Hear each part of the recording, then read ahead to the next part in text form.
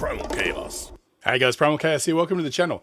It has been a hot minute since I discovered Angelina Jordan, checking out some of her really, really early work back in the day. And, you know, I followed a little bit of her career and checked out a few of her things, her performances on, you know, Norway's Got Talent and things like that.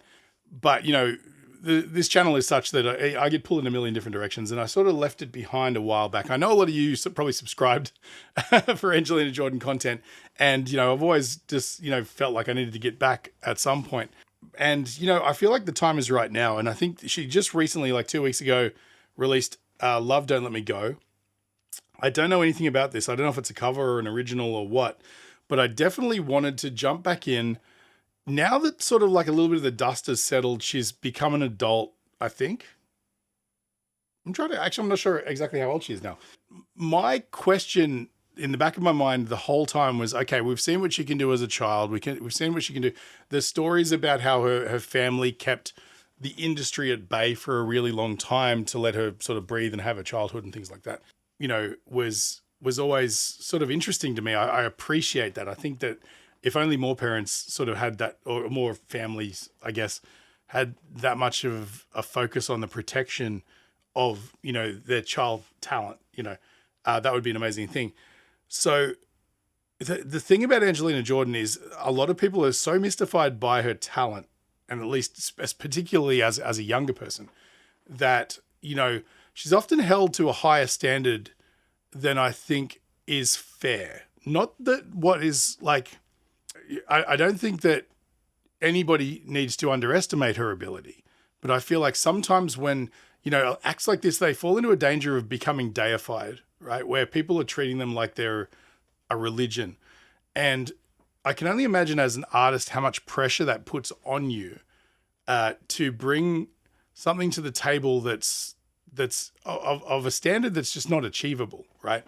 This is me projecting, right? I've never read anything or heard anything that Angelina has said about it or anything like that. I just, as somebody who's more of an outsider in the community looking in, that was always my fear. And I'm like, I wonder what she's going to do with this when she gets a say. I mean, like, again, I know she's always had a say. She's always composed her stuff or, you know, arranged her stuff or whatever herself.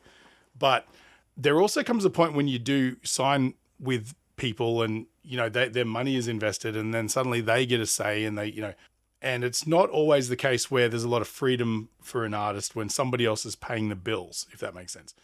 And I'm not 100% sure of her situation. I know a similar sort of thing happened with a group from Mexico called The Warning, who managed to keep the record companies at bay for a really long time. And they've managed to sort of wrangle their way into the industry in probably the most fair and equitable way I've ever seen for a band. Usually at the end of the day, the record company is very much carnivorous, and they do like to feast on the blood of the talent, if that makes sense. And so, you know, I really hope in Angelina's case, she's going down a path of discovering herself as an artist and finding out what she creatively wants to do, and, you know, writing her own material and things. Fairly recently, I think I did a video of hers where she did an Elvis song. So it hasn't been that long, but it's definitely been too long since I've checked in. Anyway, I'm really curious to see what this is. I wonder what she sounds like now, moving into this new phase.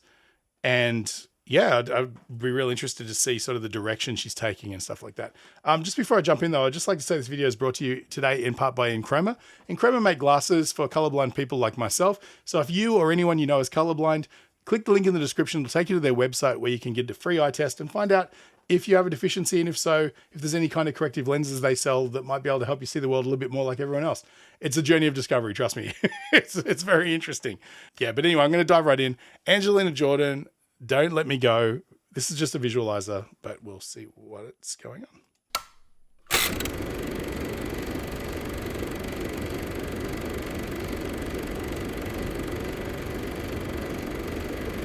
She certainly has her sense of style, doesn't she? She's got an aesthetic for sure. Very cool.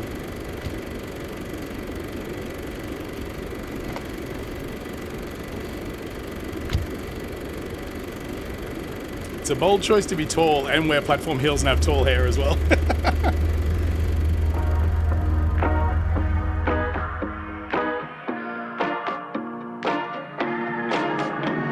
Mistakes and regrets ain't all that I is your touch and your sense still on my skin. Maybe I'm a fool to erase the trace of you. 'Cause no, you know me, at least that's how I feel. I'm trying to pull you closer to me, but it's just like trying to catch smoke. Love, I really wish you had a face. Maybe I could beg for you to stay. I'm on the floor, I'm begging, oh, love, don't let me go. If only I could look you in the eye, there wouldn't be no place for you to hide.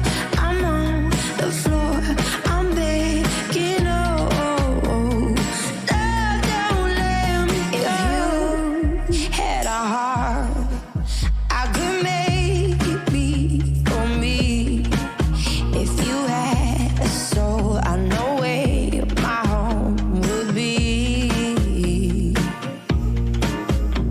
Okay, sorry to stop. I just want to get some ideas out of my head. We're actually almost over halfway through the song already. Again, see, the thing that really sort of speaks for her is just the authenticity of her sound. She's never felt like somebody who was putting on a style or a vibe, right? She's always seemed to, it was like, I think I mentioned when she was a child, it was always like she was channeling these classic artists rather than just copying. It's really easy to copy somebody. Like kids grow up all the time, they hear things and they can mimic it and they can, you know, do accents or they can sing in a certain style the same as somebody who's they're obsessed with or whatever. And I always thought that Angelina's one was very, in her situation, it was very non-specific. She captured a vibe and an aesthetic in her voice of an entire movement of artists rather than, she sounds just like Patti LaBelle or she sounds like whatever. And that sort of seemed to have followed her through. She's got a style of singing that feels inherently natural and self imposed rather than it being due to external forces. And it's difficult to sort of come to that conclusion because she does sound so authentically like somebody within that genre. So it sort of feels like you should be going, no, she's just copying, but she's really not. It's just who she is. When she opens her mouth, that comes out, and you can sense that through the warmth, through the cadence that she's writing her vocal lines and the way that she's sitting in the groove and the breathiness in the right places and things like that. It's less about her aping a particular style and more about her intuiting the music of this, because the music itself is of that style.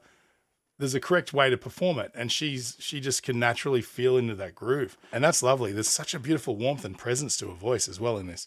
You know, lyrically, I love it. It's got that sort of, you know, it fits exactly into the style that you would expect. And again, as much as it's a visualizer, it feels more like a music video because it's not just graphics on a screen. But even that, you know, it's shot like in like Super 8 black and white or whatever. It's very flickery and stuff.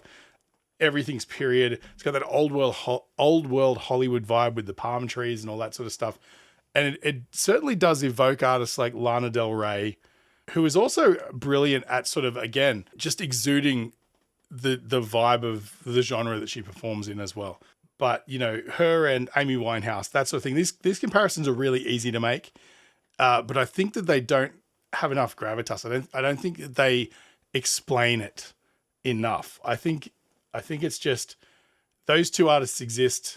Angelina Jordan exists separate to that and stands on her own 2 feet as her own thing. And that's probably the biggest compliment I could make, because, you know, the fear was always like she would find the pressure of trying to please her audience by giving them what they've always wanted, but not be able to stretch her legs as an artist in her own right. But I think that she's just doing what she wants to do, because there's a soul and a heart to this that you couldn't have if you were just trying to please the crowd, so to speak. I'm going to jump back a bit because I want to get back into the vibe. The floor, I'm begging,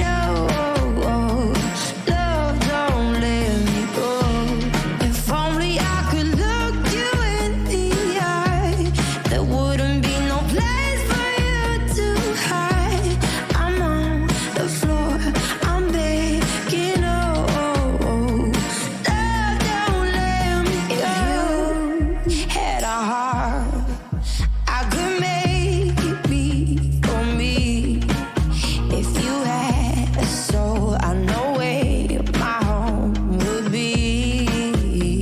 so much confidence, right? Man.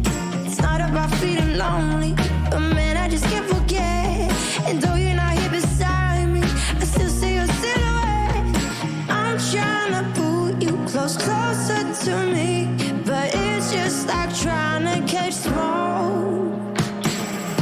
I just noticed something then that's a little bit of a key to this, to like the carelessness of her sound. I think it's I can't find a better adjective. I was actually doing another reaction talking about the elasticity of the vocal performance, right? And you know, the easiest adjective to describe it is lazy sounding, but I don't mean that in a derogative way. I don't mean that she's being lazy. I mean there's a lazy comfort sort of relaxed style of pulling up to the notes and things like that, and adding a lot of that sort of texture through, like emotional texture, if that makes sense. But I noticed she never seems to end any words with a hard consonant. She's never like finishing her words off. Listen back to this last sort of section. I'm trying to pull you closer to me, but it's just like trying to catch smoke. Catch smoke. Love, I really wish you had a face. Maybe I could beg for you to stay. I'm on the floor, I'm begging, oh, love, don't let me go. If only I could look you in the eye, there wouldn't be no place for you to hide. I'm on the floor, I'm begging, oh, love, don't let me go. I've literally pulled up the one part of the song where there's no consonants at the end of any of her phrases, but I was listening to it before and there was a string of them. I was just like, oh, she's just not finishing any words. And it's just beautiful. Like it just feels emotional and heartfelt. I'm not in any way pinging her for that. I think it's great. In fact, what I'm noticing as I'm getting older and listening to more music is that all of the vocalists that people appreciate the most are the ones that sing from the heart and the soul rather than sing technically perfectly. And I mean, don't get me wrong, there's examples of singers who sing technically perfectly who are loved by the masses and things like that. But I feel like with this kind of music, if you were hitting your diction and elocution perfectly, you're missing the point. It wouldn't be honoring the style of the song, right? And she's just got a flow that it's just like the words fall out of her. Even when she's pushing up high, it still feels effortless and dreamlike, you know? I'm begging, oh, love, don't let me go.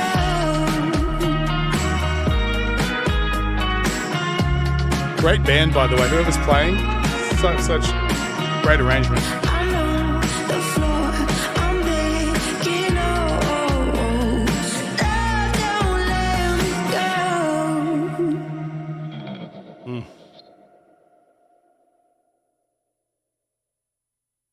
Okay. So, yeah, okay. Okay, I'm glad I checked back in because, you know, I feel like as much as she's always been a very professional artist, I feel like checking back in later after there being a bit of a break and me not paying a lot of attention, I feel like she's finding her stride. What's going to be super interesting is checking back in another 5 or 6 years and seeing again if she's sort of metamorphosized into something else. But this seems to be her wheelhouse. This seems to fit perfectly. It sort of caters also to the expectations of her audience, you know, with a lot of old R&B soul kind of things that she's done historically. This has got sort of that same flavor. It's definitely more 60s though. It's got like a 60s kind of Hollywood sadness to it, you know, if that makes any sense. But there's, you know, she's just sitting right in her wheelhouse. She's giving people what she wants, but also at the same time, I feel like she's giving herself what she wants because she knows this is her comfort zone and that she can just bust these songs out day after day, you know, and as long as she's still enjoying that process, then I think that she'll continue to do it.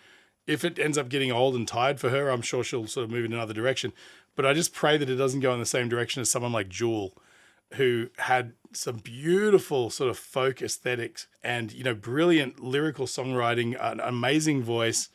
She just sang directly into the hearts of whatever audience was in front of her. Even back in her early days of singing in coffee shops and stuff like that, 100 people would turn up. But then when the record labels got hold of her and she released her first album and it was beautiful and everyone loved it, and then they tried to follow it up with the next evolution of her career, and she went pop and she brought out a music video that just looked like Britney Spears. And that's when the brakes got hit real hard, and, you know, everybody went, well, this isn't what we signed up for. So there's, I mean, you know, Angelina's still very young and she's got a big career ahead of her. It'd be real interesting to track that and find out exactly what direction that takes or what that looks like. Or, you know, will she stay grounded? Will she go off the rails? Like, this is the thing that's just like, historically, it's not that I wish anything other than the greatest experience for her entire life. But historically, we know what happens to artists. And so the danger's there. My hope is that her family and the support of all of her amazing fans and stuff like that are enough to keep her grounded and to keep her, you know, on the straight and narrow, just producing amazing music and keeping her head below all of the noise, you know, staying out of trouble and things like that. But yeah, I mean, I've got way off tangent now. Great song. I really like the video. Her voice sounds amazing. I love her vocal arrangement of this and everything like that. So that's about all there is to say. Anyway, if you feel like I brightened your day at all, feel free to support the channel just by buying me a coffee. You can just also click the super thanks button under the video, or like, share, follow, subscribe, and, you know, hit me up in the comments. What do you like about this song? How did you discover Angelina Jordan? And, you know, where should I go next? What should I look at? What else has she done recently that I should check out? Yeah, I'm excited to see more. Anyway, thanks again, guys. Stay primal, and I'll catch you in the next one.